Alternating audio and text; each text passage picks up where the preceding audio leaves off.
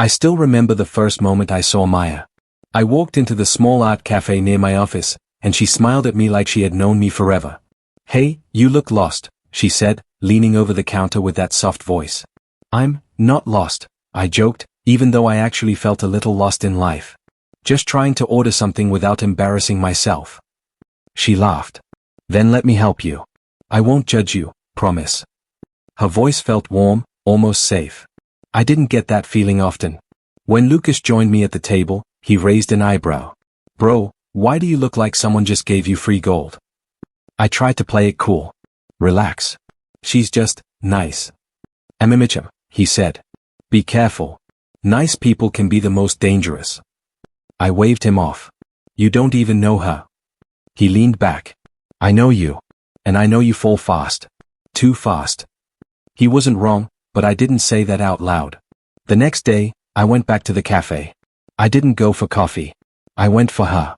"You came back," she teased as soon as she saw me. I shrugged. "The coffee yesterday tasted terrible. I need a redo." She grinned. "So it wasn't because of me?" I froze for half a second, then laughed. "Maybe a little." Talking to her felt natural, like breathing.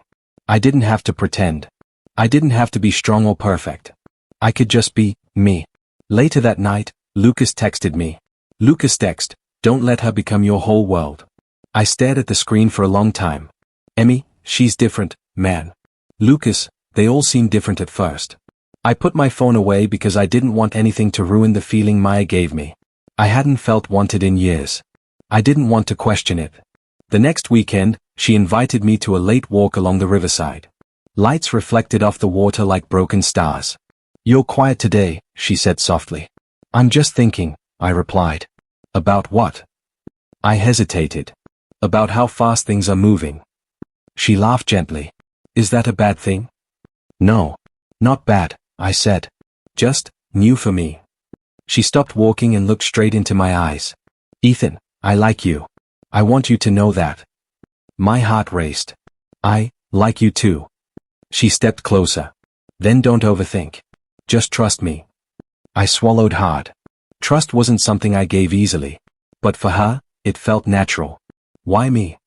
I asked before I could stop myself. She touched my arm. "Because you're real. Because you're kind. And because being with you feels right." Nobody had said something like that to me before. It felt like her words filled every empty space inside me. We sat on the edge of the river, our shoulders touching.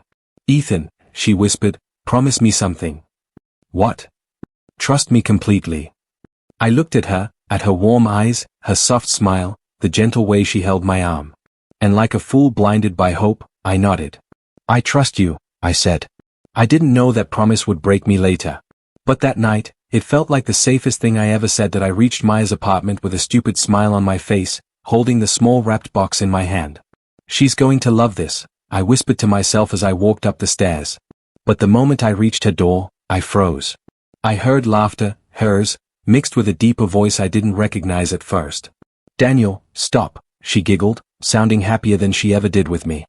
My heart jumped into my throat. I took a slow step back and pressed myself against the wall, listening even though I knew it would hurt. "So he bought you that phone?" the man asked. "Of course," Maya said. "Ethan gives me anything I ask for. That's the only reason I'm still with him." I felt my chest crack open. "No, no way," I whispered.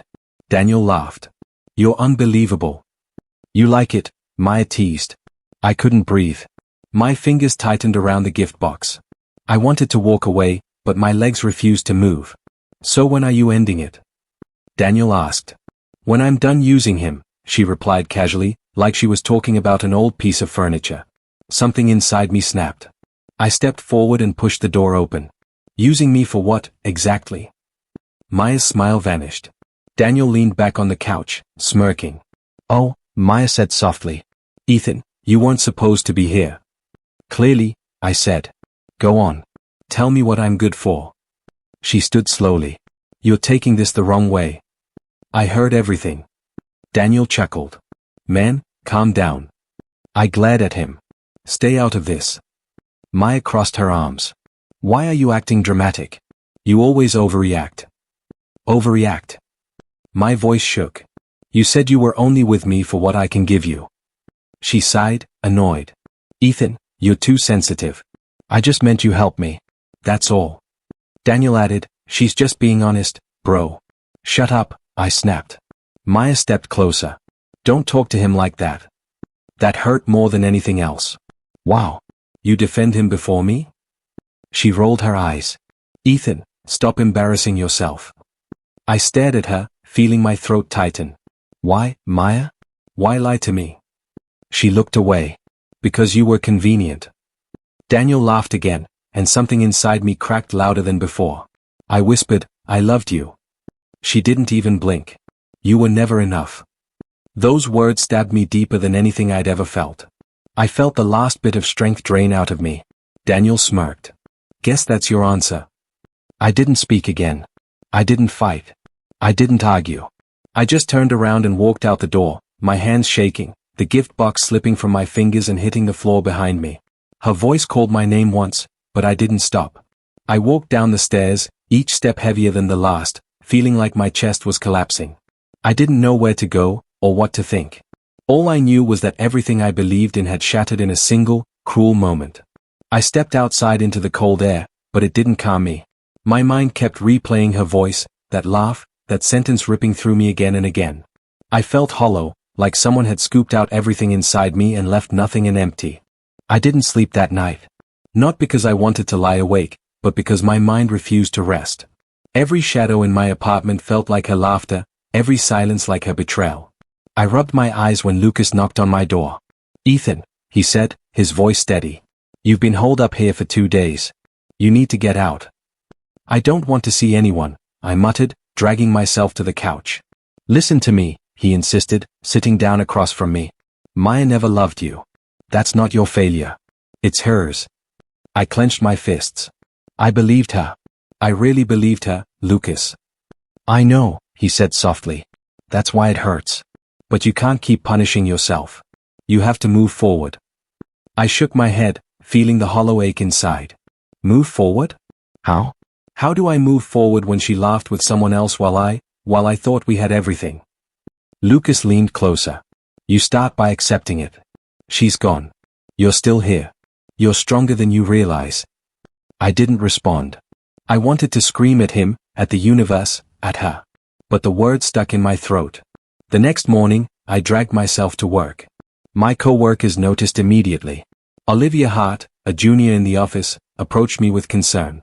Ethan, are you okay? She asked, tilting her head. You look off. I forced a smile. I'm fine. Just tired. You've been distant all week. If you need to talk. I said I'm fine, I interrupted, sharper than I intended. Her eyes widened, and I immediately regretted it. I spent the day staring at my computer, pretending to focus while my mind replayed every lie she told, every smile that had fooled me. But somewhere inside, the fire started to stir. The anger. The determination.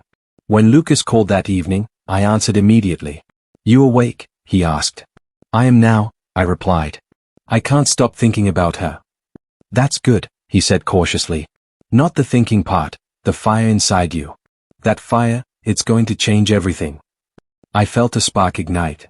Change how? By not letting her win, he said. By proving to yourself that you're stronger than this pain. I swallowed hard, whispering to myself, barely audible, one day, she'll regret choosing him. Lucas chuckled softly. That's the spirit. Let the hurt fuel you, Ethan. Don't let it drown you. Let it push you forward. And for the first time in days, I felt a small sense of purpose. I wasn't broken forever. Not yet. The hollow inside me remained, but now it carried weight, direction. I would rise. I would rebuild. And she would see it. I shut my eyes that night, not to sleep, but to imagine the future I would claim for myself. That I stared at my reflection that morning and whispered, no more. The pain was still there, but it didn't control me anymore. I refused to let Maya walk over me again. Lucas called as I was getting ready for work. You sound different today, he said. I replied. I'm done being her victim. What does that mean? He asked cautiously. It means, I said, tightening my tie, I'm going to rise so high she won't even recognize the man she tried to break. Lucas exhaled. Good. But don't lose yourself doing it. I already lost myself when I trusted her. Now I'm rebuilding. At work, Sarah Reed approached me while I was making coffee. She leaned against the counter and said, "So, you and Maya aren't together anymore?" I stiffened. "How do you know that?" She shrugged. "Office gossip travels fast. Also, I never liked her." That caught my attention. "Why?" Sarah lowered her voice. "Because she played nice only when someone useful was watching. I saw the real her a few times. I didn't want to say anything before, but I'm glad you're out." I raised a brow. "You sound like you know more." "I know enough," she said. "If you ever need help with anything work-related, come to me. You're a good guy, Ethan. You deserve better." Her sincerity surprised me. "Thanks. I appreciate that." As the day went on, I kept replaying her words. It wasn't about getting revenge by destroying Maya. No, that was too small. I wanted something else: growth, power, control over my own path. After work, Lucas and I met at our usual spot. He leaned back in the booth and asked, "So what's your plan?" "Simple," I said. "I observe. I learn. I grow. And I never let her near my weak spots again." Lucas nodded. "Just keep it clean. Don't turn into her." I laughed dryly. "Trust me, I couldn't even if I tried." He leaned forward. "You sound focused. I like this version of you." "I'm not doing this for her," I muttered. "I'm doing it for me." Lucas pointed a finger at me. "Good. Hold on to that." Later that night, I sat at my desk scrolling through social media. Maya was posting her usual curated smiles, pretending her life was perfect. But the comments were different now: less engagement, fewer friends showing support. Lucas messaged me, "Don't get lost in her world again." I replied, "I'm not. I'm studying it." Because knowledge was power, and I needed power more than closure. The next week, I pushed myself harder at work. I volunteered for projects, stayed late, and asked for guidance from people who mattered. Mr. Wyatt noticed. Olivia noticed. Even Sarah started helping me navigate office politics. One afternoon, Sarah said, "You're climbing fast." "I'm climbing smart," I corrected. She smiled. "Same thing." Every step felt like reclaiming a piece of myself that Maya tried to shatter. Every achievement felt like a crack in the cage she once kept me in. By the end of the week, I stood alone in my apartment and whispered to myself, "This isn't revenge. This is rebirth." And for the first time, I believed it. I walked into the office that Monday feeling heavier than usual, but I forced myself to straighten my shoulders. Mr. Wyatt, my senior manager, caught my eye across the room. "Ethan," he said, motioning me over. "I've noticed your reports lately. Impressive work." "Thank you, sir," I replied, trying not to let my nerves show. "Keep this up. There's a project coming up that could put you in the spotlight," he added. I nodded, swallowing hard. Spotlight. I hadn't felt that kind of attention in a long time. Later, Lucas called. "Any news on her?" he asked casually. "What do you mean?" I replied, trying to sound nonchalant. "Word around the block, Maya and Daniel are having problems. She's losing friends. People are starting to see her for what she is."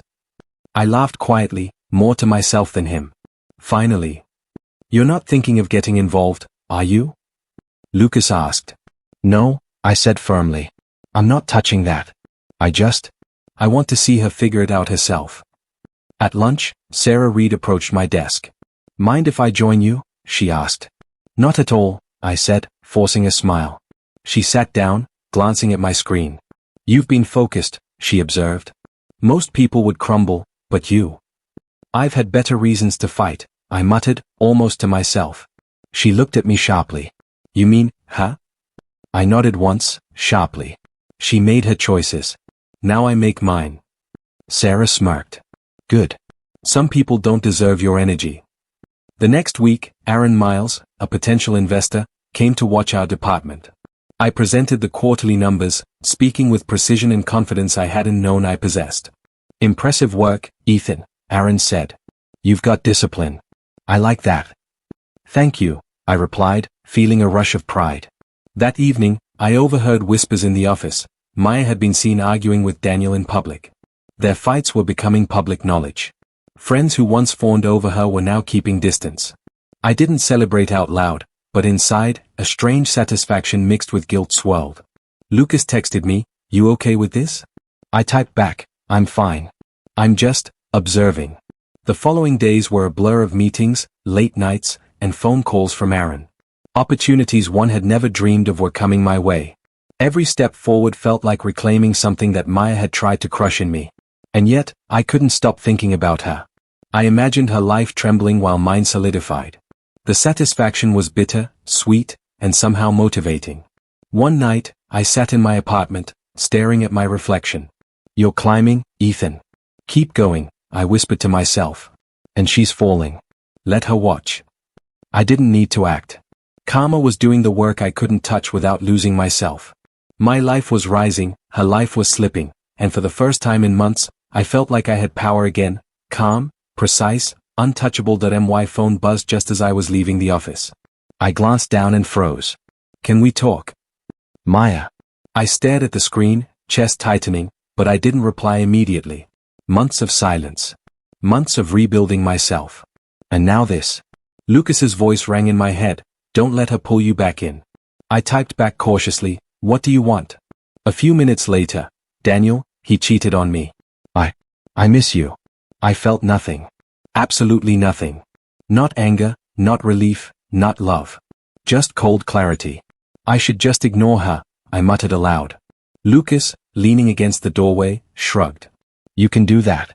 Or you can meet her and watch her try again." I laughed dryly. "I think I'll watch." Carefully. We agreed to meet at a neutral cafe.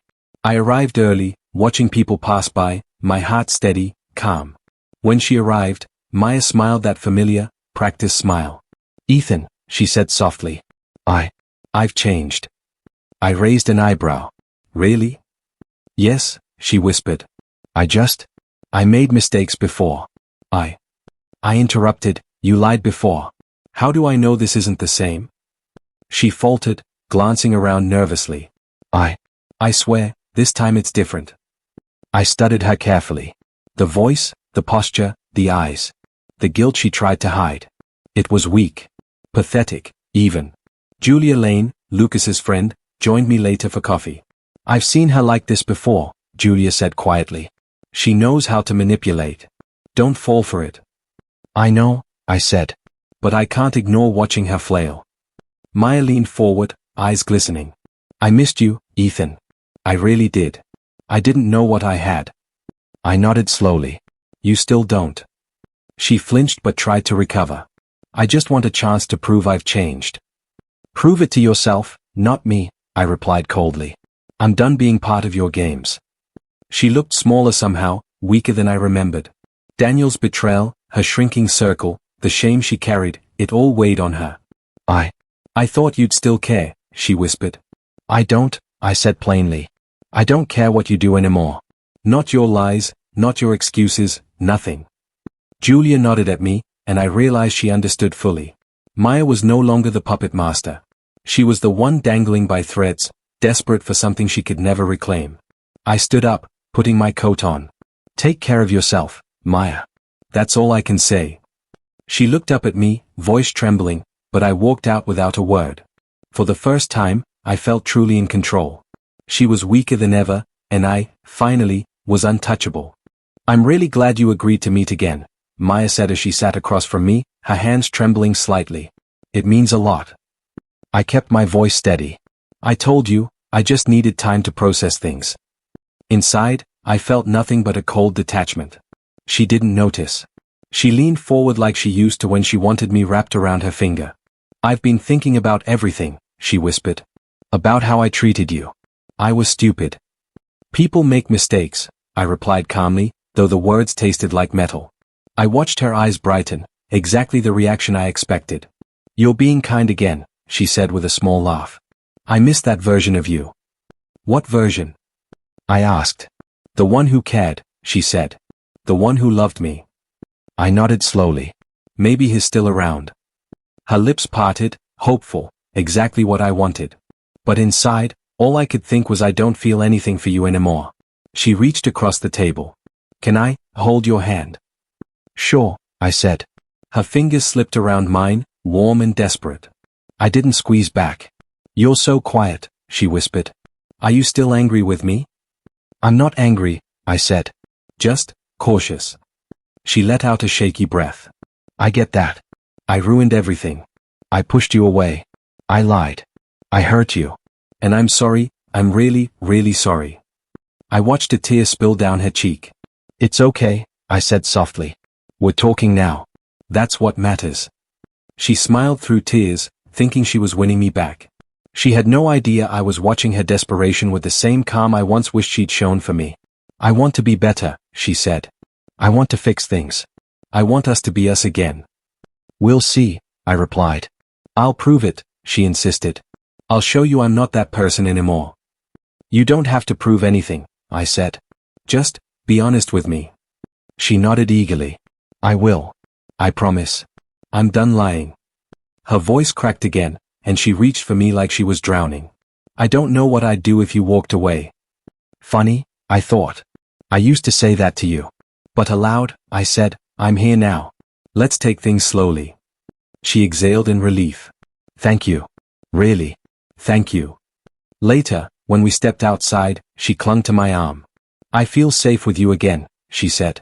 Good, I replied. She didn't notice how stiff I remained. As we walked, she whispered, Do you still care about me? Even a little? I paused, letting silence stretch just long enough to make her anxious. I don't know yet, I said. Her breath hitched. I'll wait for you to know. I appreciate that. She wiped her eyes, smiling shakily. I'm glad you're giving me a chance. Everyone deserves a chance, I said. Inside, my mind whispered, especially chances to fall apart. That night she texted me repeatedly. Did I say something wrong? You seemed distant at the end. Please don't shut me out. I stared at the messages, calm and still. For the first time, she was the one terrified of losing me. And I let her stay terrified. Good night, I finally replied. Nothing more. She'd spend the night wondering. Just like I once did that I barely recognized the man staring back at me in the mirror that morning. The suit fit better than ever, my posture straight, my confidence restored. Mr. Wyatt had called me into his office yesterday. Ethan, he said, smiling, I want you to lead the new project. Aaron's impressed with your dedication. I nodded, keeping my voice steady. Thank you, sir. I won't let you down. You won't.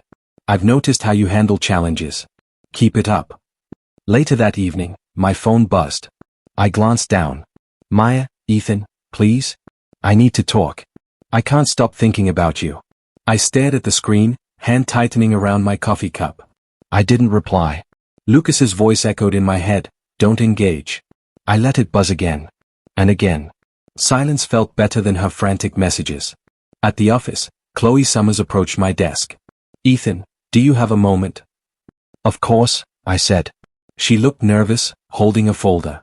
I wanted to ask for guidance on the project, she said. I really respect your work. I smiled faintly. I'll help. Let's go over the details. Her gratitude reminded me why I worked so hard, to earn respect, not affection from someone toxic. That night, Maya called. I ignored it, watching the phone's screen glow. I could almost hear her desperation in every missed call. The next morning, she appeared at my office, leaning on the doorway with that old, practiced sweetness. Ethan, she said softly, I've changed. Don't you see? I looked at her calmly. I see someone clinging to shadows. Her eyes widened. I still care about you. I don't even recognize you anymore, I replied, voice measured. She froze, trembling slightly. You mean that? Yes, I said. You're not the person I knew. You're not the one I trusted. I don't know you anymore. Tears welled up in her eyes. Please? I can prove it. I can change. I need you back. I stayed calm, distant. Change for yourself, not for me. I'm no longer part of your games. Her shoulders slumped, and the silence between us felt heavier than any argument we'd had. I could see the realization in her face, she had lost control. I turned away, walking to my desk. Chloe and the others were busy, but I felt their respect, their acknowledgement of the work I'd put in, the man I had become. Maya whispered behind me, almost broken, Do you even love me anymore? I didn't answer immediately. I paused, feeling the final weight of her hold on me dissolve. No, I said finally. I don't even recognize you anymore. Her silence broke something inside her. I didn't gloat. I didn't feel satisfaction. I only felt power. Real, calm, steady power. For the first time in months, I knew the shift was complete. The past was behind me. The future was mine. Maya's knock on my apartment door was tentative, almost hesitant. I opened it slowly, letting her step inside. "Ethan," she whispered, voice trembling. I want a chance. One last chance. I want to rebuild everything." I gestured for her to sit across from me at the small table. My tone was calm, measured. "Sit. Let's talk." Her hands fidgeted nervously, twisting the hem of her sleeve. I know I hurt you, but I've changed. I promise." I looked at her steadily. "Maya, do you really think a few words will undo months of lies?" Her eyes widened. I don't understand." I leaned forward slightly. "I've known about Daniel, your games, the manipulation. All of it. For months, I watched as you unraveled everyone around you." She blinked, startled. You knew?" "Yes," I said calmly. "And I did nothing. Not because I didn't care, but because I wanted to see you face the consequences of your choices." Her face turned pale. I never thought you'd become like this." I shook my head. "You created this version of me, Maya. Every lie, every betrayal, every word you used to make me feel small, it built this person sitting in front of you." Tears welled in her eyes. "Daniel left me, my friends, they don't want anything to do with me. I don't know what to do." I didn't flinch.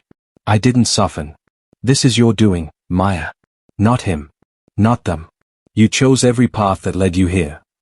She looked down, voice barely audible. I thought you'd still be there. That you'd forgive me." "I don't forgive you," I said plainly. "And I never will. You should have thought of the consequences before using people as pawns." Maya's hands trembled. I can't believe you, you're so cold." I never imagined you could be like this." I leaned back, calm, resolute. "I told you, Maya. I'm not cold. I'm awake. Awake to what you really are. Awake to what you made me become."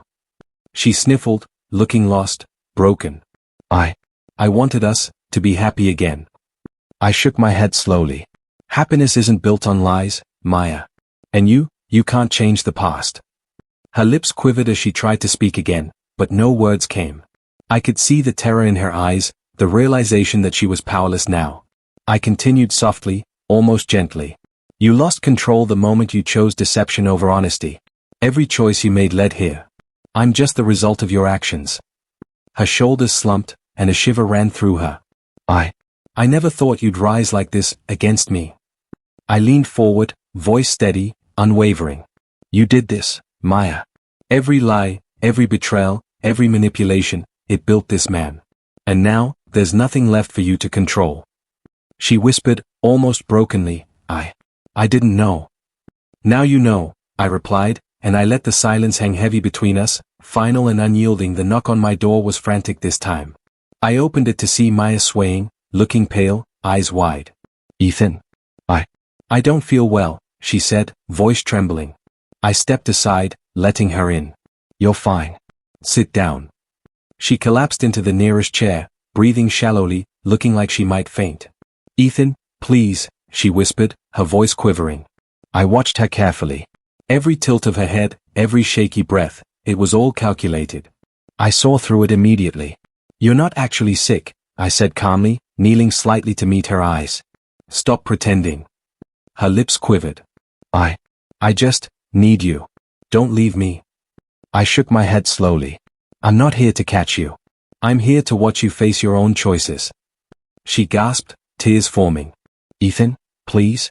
I can't do this alone. I need you." My heart, which had once pounded for her, felt nothing now.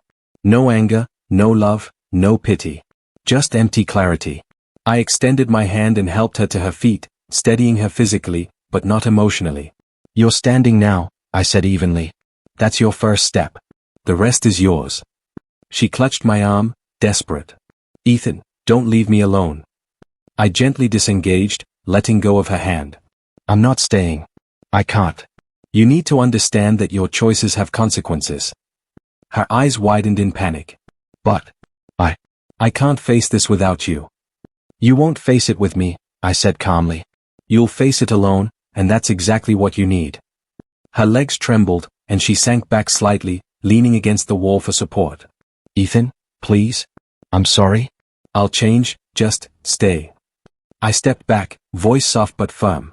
Sorry isn't enough. Change isn't enough. You wanted control, and now you have none. This is your reality. She whispered, almost inaudibly, please? I can't. You can, I replied, walking toward the door. You'll survive or fail on your own. That's your lesson, Maya. Not mine. I paused briefly, glancing at her crumpled form. Her chest rose and fell, tears streaking her face. She looked broken, completely vulnerable, and utterly powerless. I can't believe, she murmured. Believe what you've created, I said quietly, stepping out. Not me, not anyone else. You. The door closed softly behind me, leaving only the sound of her quiet sobs. I didn't look back. For the first time in my life, I felt complete detachment. No anger, no longing, just the finality of her consequences. She had no control over me anymore. And she would never have it again. I arrived at the office that morning with a sense of calm I hadn't felt in years. The promotion had come through, thanks to Mr. Wyatt's guidance and Aaron's unwavering support. I finally felt like I was standing on solid ground. Ethan, congratulations, Chloe Summers said, smiling as she handed me a folder. You've earned this. Thanks, Chloe, I replied, genuinely smiling. Her respect felt real, unlike anything I had experienced with Maya. Olivia Hart stopped by my desk. I just wanted to say, you've grown so much, Ethan. You're inspiring. I nodded. I had good people around me. That helps. Lucas appeared behind me, arms crossed but a small grin on his face. Look at you. The man I've been trying to get you to see all along. I'm proud of you, Ethan. Thanks, Lucas, I said. I couldn't have done this without your honesty and your patience. Sarah Reed leaned in from the doorway. We all noticed the changes. You're not just climbing in your career, you're climbing in life. I laughed softly. Funny how rebuilding yourself takes more strength than revenge ever could. As I settled at my desk, my phone buzzed. A message from Maya. Ethan. I'm sorry. I was wrong. Please, one last chance. I stared at it, chest still, mind steady. I didn't reply. Not now. Not ever. She had her chance, and it had passed. Lucas glanced at my phone. Thinking of replying? I shook my head. No. There's nothing left to say. This time, the past stays in the past. Even as her messages continued over the following days, pleading and apologizing, I remained silent. The anger I once carried had faded. The obsession, the heartbreak, they were gone. Revenge wasn't the real victory, I murmured to myself one evening, speaking as much to my reflection as to anyone else. It was growth. It was strength I didn't know I had. Chloe stopped by again, laughing at something small. Olivia joined, and soon Lucas and Sarah were sharing stories about their day. I listened, contributing when I felt like it, feeling connected to people who genuinely cared. I realized then that the satisfaction of self-respect far outweighed any fleeting pleasure of making her feel my pain. I had become someone I could finally respect, someone my younger self would have admired. And Maya, she was just a memory now. Faded, distant, insignificant. Occasionally, her messages arrived, dripping with guilt and longing, but they held no power over me. I smiled softly, leaning back in my chair.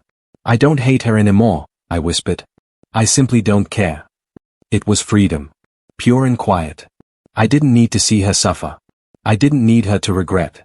The real victory was mine, earned quietly, step by step. And as I looked around at the people who had supported me, I felt something I hadn't felt in a long time, peace. Real, unshakable peace. Julia called me one afternoon, her voice unusually soft. Ethan, you won't believe what I heard about Maya, she said. I leaned back in my chair, calm. Go on. She lost her job. They said her performance and attitude were unbearable. She had to move back in with her aunt. She started therapy after breaking down publicly. I nodded slowly, listening without surprise. And people? Friends, colleagues? They stopped responding. Everyone's tired of her apologies. She's trying, but it's too late. I didn't smile. I didn't laugh. There was no satisfaction in the details. I see. And you believe this is karma? I asked quietly. Julia hesitated. It seems fair. She hurt so many people. I nodded again, staring out the window. Karma works quietly. Slow, cold, and fair. It doesn't need my help. It doesn't need my interference. She was silent for a moment. Doesn't it feel good, knowing she's paying? I shook my head. No. I feel free, Julia. Free from her games, free from the weight of her manipulation. That's the only satisfaction that matters. Julia seemed thoughtful. You sound at peace. I said softly. I didn't destroy her. She destroyed herself. Every choice she made, every lie she told, every manipulation, it built her own prison. I didn't need to intervene. I didn't need to punish her. She did that on her own. There was a pause. Do you ever think about her? Julia asked cautiously. Sometimes, I admitted. But it's like looking at a storm I survived. I remember the fear, the pain, the heartbreak, but it doesn't touch me anymore. I don't hate her. I don't pity her. I simply don't care. Julia smiled faintly. You've really changed, Ethan. You've risen above everything. I've rebuilt myself, I said. Stronger, calmer, clearer. That's the victory I never expected. Not revenge, not anger, it was peace. And Maya? Julia pressed gently. She understands the weight of her actions now, I said, voice even. But it's too late. She can apologize, she can regret, but she can't change what she chose. That's all on her. Julia nodded quietly. I think you've finally let go. I leaned back, closing my eyes briefly. I have. Walking through life without her influence, without her lies, without the pain she caused, that's freedom. Pure freedom. That's what remains when karma does its work. And in that silence, I felt it fully, calm, steady, unshakable. Maya's fate wasn't mine to decide. I only needed to walk my own path, clear of shadows, with a calm heart, knowing that her choices had sealed her own destiny. My phone buzzed on the table. I glanced down and saw her name. Maya, I hope you find someone better than me. I stared at the message for a long moment, feeling something I hadn't felt in months. A small, quiet smile spread across my face. Not relief, not triumph, just clarity. I typed slowly, deliberately. I already found myself. I sent it, and then I put the phone down, letting the silence fill the room. It was heavy at first, but soon it felt light, almost cleansing. Lucas, passing by, raised an eyebrow. She reach out again? I shook my head, smiling faintly. One last time. I didn't need to respond, except to myself. I wanted to mark the end clearly. Julia leaned against the doorway. You sound different. At peace. I admitted. I don't need revenge. I don't need to prove anything. That part of my life, it's done. Chloe passed by my desk with a laugh, and Olivia waved. Life was moving forward, full of people who truly mattered, not illusions or games. I thought about Maya. She had been a storm in my life, chaotic, manipulative, unforgettable. But she was no longer my storm. She was a lesson. A teacher who had forced me to grow, to rise, to find strength I didn't know existed. Some people are lessons, not destinations. I whispered it to myself, tasting the truth of it. I stood up, stretching, and walked toward the door. It felt different now. Lighter. Not a barrier, not a threat, just a threshold I was ready to cross. I opened it slowly and stepped outside. The air felt crisp, the world unbroken. I didn't look back. There was no anger, no bitterness, only understanding. Maya's message remained on my phone, a faint echo of the past. I didn't delete it. I didn't need to. It was part of the story, but no longer part of me. I smiled again, this time for no one but myself. The door closed behind me, not with a slam, not with resentment, but with quiet certainty. I had chosen peace over revenge, growth over pain, and silence over chaos. For the first time in years, I felt completely, undeniably in control. And as I walked away from my past, lighter than ever, I realized something simple but profound. I had found the only person I truly needed.